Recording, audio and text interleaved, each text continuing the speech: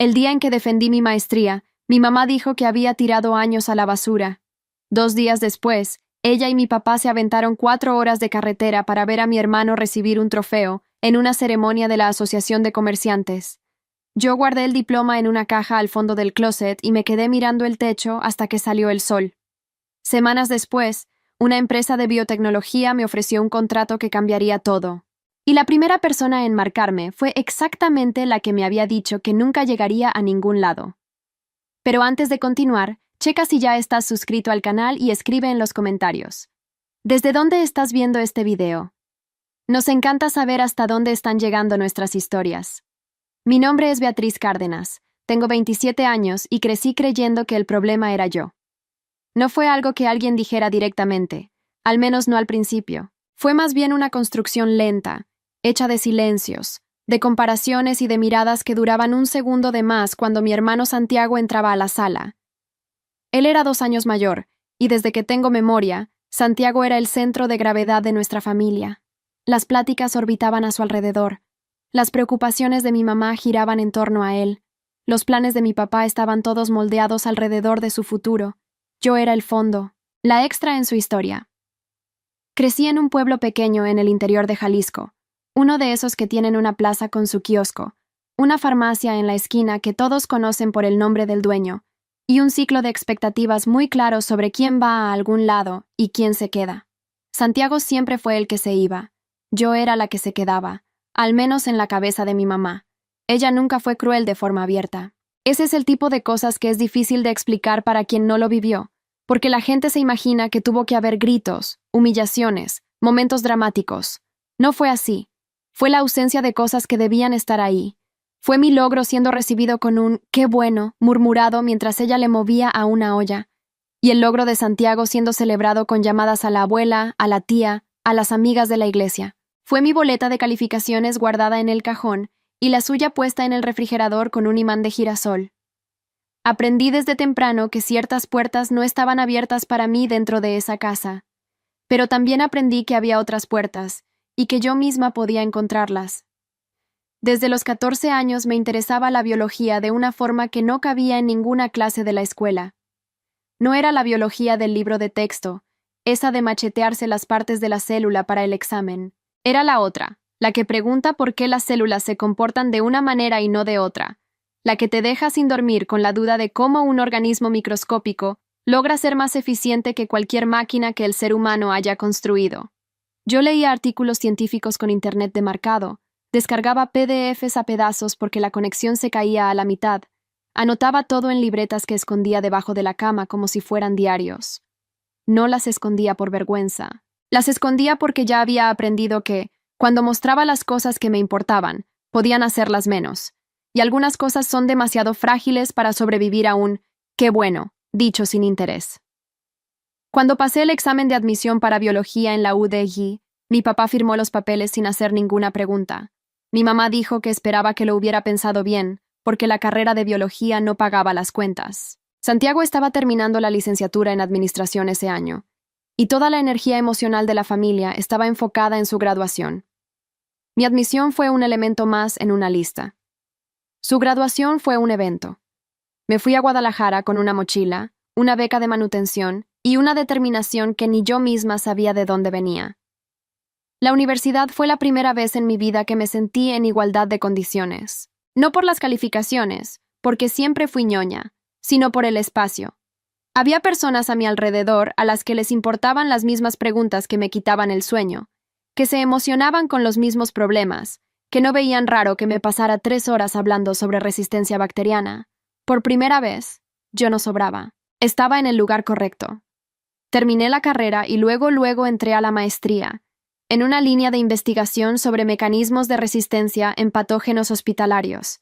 Era trabajo pesado, trabajo invisible, el tipo de cosas que pasan en el laboratorio a las 11 de la noche y no tienen público. Pero era el trabajo que quería hacer. Durante todo ese tiempo le seguí marcando a mi casa una vez por semana. Seguí mandando mensajes en los cumpleaños de todos. Seguí intentando llenar la distancia con presencia, aunque la presencia fuera de un solo lado. Mi mamá me preguntaba si tenía novio. Mi papá me preguntaba si ya había pensado en tomar algún curso complementario en el área de salud, porque la biología pura era muy incierta. Santiago rara vez contestaba cuando yo marcaba, y cuando lo hacía, la plática duraba 3 minutos y giraba en torno a él. Yo me aguantaba. Seguía adelante. No porque creyera que todo estaba bien, sino porque había una parte de mí que todavía esperaba que un día vieran lo que estaba construyendo y lo reconocieran.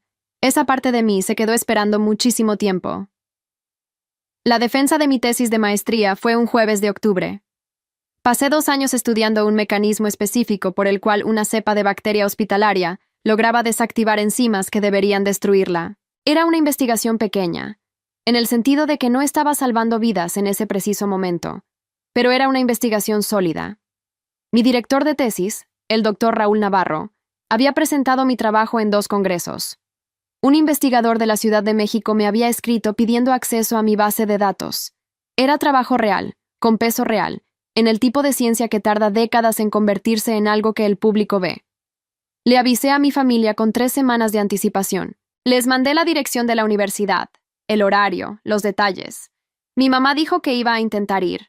Mi papá dijo que dependía del trabajo de Santiago, porque acababa de abrir una franquicia de papelería y necesitaba ayuda en los primeros meses. Yo entendí lo que eso significaba, pero me rehusé a entenderlo por completo. La mañana de la defensa, me desperté a las 5 y me quedé sentada en la orilla de la cama un rato, tratando de organizar mis pensamientos. Miré mi celular. Ningún mensaje de buena suerte. La defensa duró 2 horas. Los sinodales fueron duros, como lo son los buenos comités, con preguntas que me exigían pensar rápido y defender cada decisión metodológica. Salí aprobada y con una sola observación menor, que resolví esa misma tarde. El doctor Raúl me dio un apretón de manos y me dijo que estaba orgulloso. Mi compañera de laboratorio, Fernanda, me dio un abrazo tan fuerte que casi me saca el aire. Le marqué a mi mamá cuando salí del edificio. Me contestó con voz apresurada, como quien está a la mitad de otra cosa. Me dijo felicidades, con el mismo tono con el que se lo diría a un vecino que pintó su casa. Después me dijo que ella y mi papá acababan de llegar a León para la ceremonia de Santiago. La Asociación de Comerciantes de la ciudad lo había elegido joven emprendedor del trimestre. Había una cena en la noche. Ella estaba emocionada. Me quedé parada en la banqueta de la universidad, con el diploma todavía en el folder, escuchando a mi mamá contarme sobre la cena de mi hermano. Y entonces me dijo, casi de paso, como una observación práctica: Beatriz, no quiero arruinar tu momento, pero tienes que pensar seriamente qué vas a hacer ahora. Una maestría en biología no es un trabajo. Va a estar muy difícil. Solo quiero que estés preparada para la realidad. Colgué el teléfono con cuidado. No por coraje, sino porque sabía que si me quedaba un segundo más en la llamada, iba a decir algo que no se podría deshacer. Me fui sola a un bar cerca de la universidad. Pedí unos tacos y una cerveza y me quedé sentada ahí hasta las 8 de la noche, mirando a la calle, sintiendo el peso de algo que no tenía un nombre exacto, pero que yo reconocía por el olor. Era un duelo, pero de un tipo muy específico. El duelo de finalmente entender que la aprobación que buscaste toda tu vida no va a llegar de donde esperabas. Esa noche, me acosté en la cama de mi departamentito de un cuarto y tomé una decisión silenciosa. No fue dramática, no fue planeada. Simplemente se asentó en mí como el agua que encuentra su nivel. Iba a dejar de construir cosas mirando hacia atrás, esperando que alguien de mi casa lo reconociera. Iba a construir mirando hacia adelante, hacia donde yo quería ir. Esa decisión me salvó la vida, aunque solo lo entendería por completo mucho tiempo después. 4 semanas después de la defensa, recibí un correo que leí 3 veces antes de creerlo. Era de Helix Biotech, una empresa de biotecnología con sede en Querétaro que se había expandido en los últimos años hacia la investigación de resistencia antimicrobiana. Habían leído mi tesis, que el doctor Raúl le había mandado a un colega del sector. Querían platicar sobre una colaboración de investigación aplicada. La persona que firmaba el correo era la doctora Claudia Fuentes, directora científica, con un currículum que yo conocía perfecto por la literatura del área. Respondí esa misma noche. Las pláticas duraron 3 semanas. Hubo una videollamada con su equipo, luego una visita al laboratorio en Querétaro, donde pasé 2 días presentando mi metodología ante 5 investigadores que hacían preguntas serias y de verdad tomaban notas. Al final del segundo día, la doctora Claudia me llamó a una sala de juntas con vista a un pasillo de incubadoras de cultivo. Me ofreció un puesto de investigadora asociada, con contrato de 2 años renovables, acceso a su laboratorio, colaboración con el equipo de desarrollo de compuestos y un sueldo que era casi el triple de lo que ganaba con mi beca. También había una cláusula de participación en las regalías, por si cualquier descubrimiento derivado de mi trabajo generaba un producto licenciado.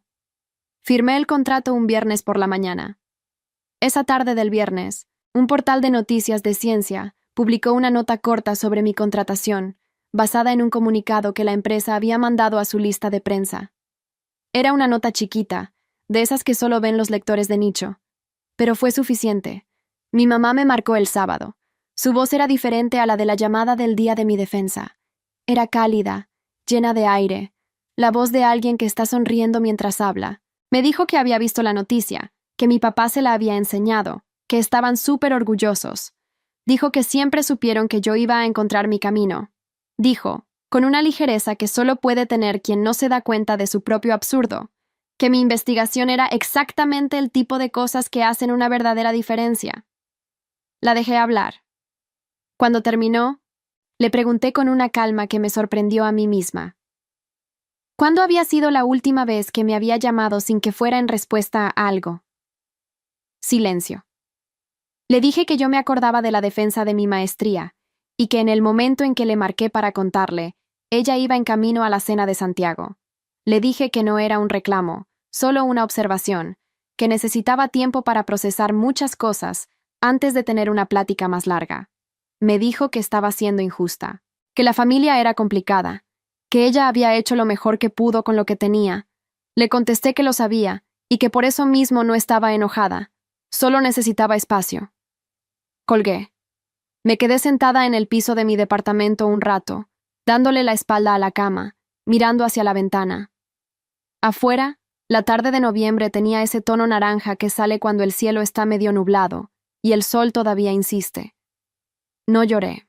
Sentí algo diferente a las ganas de llorar, algo más parecido al alivio, como cuando te pasas la noche resolviendo un problema y en la mañana te das cuenta de que la solución era más sencilla de lo que pensabas, pero que tomó exactamente ese tiempo en aparecer. 3 días después, mi papá me mandó un mensaje. Decía que mi mamá estaba sensible, que yo tenía que entender que ella era a su manera, y que sería bueno que fuera a la casa a fin de mes porque iba a haber una comida familiar. Santiago iba a presentar los resultados del primer trimestre de su franquicia. Leí el mensaje 2 veces. Luego dejé el teléfono en la mesa y abrí mi computadora. Tenía protocolos que revisar y una junta con la doctora Claudia el lunes en la mañana. Tenía trabajo de verdad esperándome. Ese día no le contesté el mensaje a mi papá. En los meses siguientes, aprendí que el éxito profesional es una especie de lupa que revela lo que siempre estuvo ahí. Nada había cambiado en la estructura de mi familia. Mi papá seguía siendo el hombre amable y pasivo que nunca le llevaba la contraria a mi mamá en nada importante. Mi mamá seguía siendo la mujer que operaba a través del control y que definía el amor como la capacidad de serle útil a su proyecto. Santiago seguía siendo el heredero de un tipo de atención que ninguno de nosotros eligió, pero que nos había moldeado a los dos de formas que nunca habíamos cuestionado en voz alta. Lo que cambió fue que ahora había dinero y reconocimiento externo de mi lado de la ecuación, y eso alteró el comportamiento de ellos sin alterar la raíz. Mi mamá me empezó a marcar más seguido. Las llamadas tenían una textura diferente a las de antes. Antes, cuando hablaba, llenaba los silencios con noticias de Santiago. Ahora, me hacía preguntas sobre mi trabajo con un interés que sonaba ensayado, como alguien que está intentando deletrear un idioma que no domina. Me preguntaba de la empresa, de los proyectos, de mis colegas, pero las preguntas tenían una vibra rara, como si estuviera recolectando información para presumírsela a otras personas, no porque de verdad quisiera entender. Empecé a notar el patrón cuando mencionó, en 3 llamadas distintas, que la hija de su amiga había hecho nada más la licenciatura y estaba sin trabajo. El mensaje oculto era transparente. Estaba comparando, pero ahora la comparación me favorecía a mí, y ella quería estar del lado correcto de esa comparación. Ya no era la hija de la que se avergonzaba, era la hija de la que podía presumir en redes sociales. Con Santiago fue más difícil de procesar. Me marcó un mes después de la noticia de mi contrato, por primera vez en casi un año. La plática empezó con halagos, ese tipo de halagos que suenan a competencia disfrazada, diciéndome que había dado un salto enorme y que la empresa que me contrató era de mucho prestigio. Después la plática se desvió, poco a poco, hacia su franquicia, hacia el sistema de gestión que estaba tratando de implementar, hacia los números que no cuadraban, hacia los proveedores que le daban lata. Y de repente, de forma casi casual, me preguntó si no conocía a alguien en el área de tecnología que le pudiera ayudar con un software de control de inventarios a un costo más accesible. Me quedé callada un momento. Luego le dije, con calma, que no conocía a nadie en específico, pero que había buenas herramientas gratuitas que podía buscar. No me ofrecí a resolvérselo, no le pregunté más detalles. Dejé el asunto ahí. Cambió de tema rapidísimo, y la llamada terminó poco después. Esa noche, en una libreta que usaba para apuntar pensamientos que no cabían en una plática, escribí: la diferencia entre ser amada y ser útil es que el amor no desaparece cuando no entregas lo que te pidieron. Guardé la libreta y dormí mejor de lo que había dormido en semanas. En el trabajo, las cosas eran diferentes a todo lo que yo conocía. La doctora Claudia era el tipo de líder que hace preguntas antes de dar respuestas, que está en desacuerdo con argumentos y no con autoridad, que celebra el error como un dato más. El equipo era chiquito, 7 investigadores, y tenía una cultura de honestidad que yo nunca había experimentado en ningún grupo familiar o social. Cuando alguien se equivocaba en un protocolo, decía que se había equivocado. Cuando alguien no estaba de acuerdo con una hipótesis, decía por qué. No había dramas ni teatros. Por primera vez en mi vida adulta, me sentía vista por quien yo era y no por el papel que jugaba. Eso fue, de cierta forma, más transformador que cualquier logro profesional. Porque cuando creces en un ambiente en el que tienes que hacerte chiquita para caber, dejas de saber cuáles partes son tuyas de verdad y cuáles son las que sobraron después de hacerte menos. El trabajo con la doctora Claudia y el equipo fue un proceso lento de descubrir lo que había quedado intacto. Y había quedado mucho intacto, más de lo que esperaba. La comida familiar se hizo sin mí en noviembre. Me invitaron, no fui. Mi mamá me mandó una foto del grupo en la mesa, con un texto que decía que habían sentido mi ausencia. Le contesté diciéndole que estaba bien y que esperaba que hubiera estado rica la comida. En diciembre, me llegó un mensaje de mi papá diciendo que a él y a mi mamá les gustaría visitarme en Querétaro. Era la primera vez en toda mi vida adulta que se ofrecían a venir a donde yo estaba, en vez de esperar a que yo fuera a verlos. Yo sabía lo que eso significaba, y sabía también que no era crueldad de su parte, era lo máximo que podían ofrecer en ese momento. Pero había una diferencia entre reconocer el gesto y actuar como si el gesto borrara lo que había pasado antes. Les dije que sí, que podían venir, que iba a tener un fin de semana libre en enero. Vinieron. Mi mamá entró a mi departamento como quien entra a un museo que no entiende pero sabe que debería impresionarle. Se quedó mirando los libreros con los artículos científicos, el pizarrón blanco que tenía en la pared del cuarto con esquemas de reacciones, las fotos del laboratorio que había colgado en un hilito de madera. Mi papá se quedó más callado de lo normal, asomándose por la ventana con una expresión que no supe leer del todo. En la comida, mi mamá intentó hablar de mi trabajo como si le entendiera. Hacía preguntas que dejaban ver que había buscado en Google sobre biotecnología antes de venir, lo cual era, al mismo tiempo, un esfuerzo genuino y una actuación para sí misma. Mi papá me preguntó directo por mi sueldo, sin rodeos, y yo le contesté sin pena. En algún momento a media tarde, mientras tomábamos un café, mi mamá dijo, con un tono que pretendía sonar casual: «Ya sabes que yo siempre creí en ti, ¿verdad, Beatriz? Yo solo quería que te fueras por el camino más seguro». Puse mi taza en la mesa. La miré. Le dije que lo que yo recordaba era diferente, que me acordaba de haberle marcado el día de mi defensa y que ella iba camino al evento de Santiago, que recordaba que me dijo que una maestría en biología era incierta y difícil y que tenía que prepararme para la realidad, que me acordaba de años de llamadas en las que mi trabajo se mencionaba por obligación y el trabajo de Santiago se celebraba con lujo de detalle. No se lo dije con coraje, se lo dije con voz baja y firme, de la forma en que dices algo que estuviste pensando por mucho tiempo. Mi mamá se quedó callada. Mi papá volteó a ver hacia la ventana. Después de un momento, ella dijo que había hecho lo mejor que pudo, y yo le dije que le creía, que yo no estaba ahí para juzgar lo mejor que pudo hacer, pero que lo mejor que pudo hacer me había costado muy caro a mí, y que necesitaba que ella lo supiera, no para lastimarla, sino porque fingir que no hubo ningún costo era una forma de seguir pagándolo. Mi mamá lloró. No era manipulación, era un llanto de verdad, el llanto de alguien que se está enfrentando a algo que no quería enfrentar.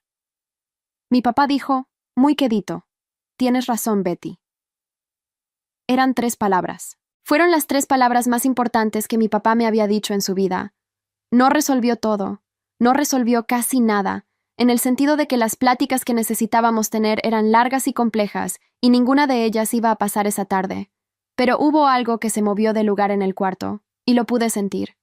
Se fueron antes de cenar. Mi mamá me abrazó en la puerta por más tiempo del normal. Mi papá me dijo que me cuidara mucho. Cerré la puerta, fui hasta el pizarrón blanco y me quedé viendo los esquemas de reacción un rato, sin pensar en nada en específico. A veces las moléculas se reorganizan. A veces el equilibrio cambia. No significa que el sistema se convirtió en otro. Significa que encontró un nuevo estado. Los meses que siguieron fueron los más productivos de mi vida profesional y los más tranquilos de mi vida personal, en el buen sentido de la palabra tranquilo. En el laboratorio, mi trabajo había tomado un rumbo que la doctora Claudia describió como inusual en el mejor de los sentidos. Había identificado un patrón en el mecanismo de resistencia que estudié en la maestría, un patrón que sugería que la bacteria utilizaba un proceso de señalización que la literatura científica todavía no había descrito por completo. No era un descubrimiento de película, de esos de decir ¡Eureka!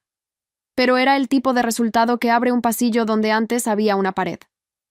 Pasamos 4 meses validando los datos. La doctora Claudia me puso como autora principal del artículo. Se publicó en una revista de impacto relevante, y 3 semanas después me contactó un grupo de investigación en España queriendo armar una colaboración. Mi vida había agarrado una dimensión que yo no sabía que era posible cuando era una niña escondiendo libretas debajo de la cama. Con mi familia, las cosas se movían lento, pero se movían. Mi mamá y yo habíamos llegado a un acuerdo no dicho de ser honestas dentro de lo que podíamos. Ella había dejado de fingir que siempre había creído en mí. Yo había dejado de esperar que ella de repente se convirtiera en el tipo de mamá que yo había deseado tener. Lo que quedó fue algo más honesto, y por lo mismo, más sostenible. Santiago fue diferente. Me marcó en marzo, esta vez sin ningún favor escondido. Me dijo que su franquicia estaba pasando por una mala racha, que se había endrogado con una deuda que le estaba pesando mucho, y que él sabía que no había sido un buen hermano. Me lo dijo directo, sin adornos, con la voz de alguien que está siendo honesto por primera vez sobre algo que había evitado durante años. Lo escuché sin interrumpirlo. Cuando terminó, le dije que aceptaba lo que me estaba diciendo, que no le exigía que fuera diferente a quien era, pero que yo necesitaba reciprocidad para que hubiera un espacio real entre nosotros, que no podíamos tener una relación construida sobre la base de que yo fuera el recurso y él el beneficiado. Me dijo que lo entendía. No sé si de verdad lo entendía o si apenas estaba empezando a entenderlo, pero había algo diferente en su tono. Había escucha donde antes solo había espera a que yo le respondiera. No le resolví su deuda a Santiago. No le presté dinero, no le pasé contactos, no le ofrecí soluciones. Pero tampoco le colgué el teléfono. Me quedé en la llamada 1 hora, platicando de nada en especial, de la ciudad, de una película que los dos habíamos visto de niños sin acordarnos, de nuestra abuela que se murió cuando estábamos chavitos, y de la que casi nunca hablábamos. Fue la plática más real que he tenido con mi hermano en mi vida adulta. Después de colgar, me quedé pensando en qué separa a una relación que se puede reparar de una que no. No es la cantidad de daño, es si las personas involucradas aguantan quedar separadas en un punto de honestidad el tiempo suficiente para verse de verdad. Todavía no sé si Santiago y yo vamos a llegar a ese punto, pero era la primera vez que la posibilidad se sentía real. Hoy tengo 27 años y vivo en un departamento en Querétaro con libreros atascados de artículos científicos y una orquídea que Fernanda me regaló cuando publicamos el artículo, y que ha sobrevivido mucho más tiempo del que cualquiera esperaba.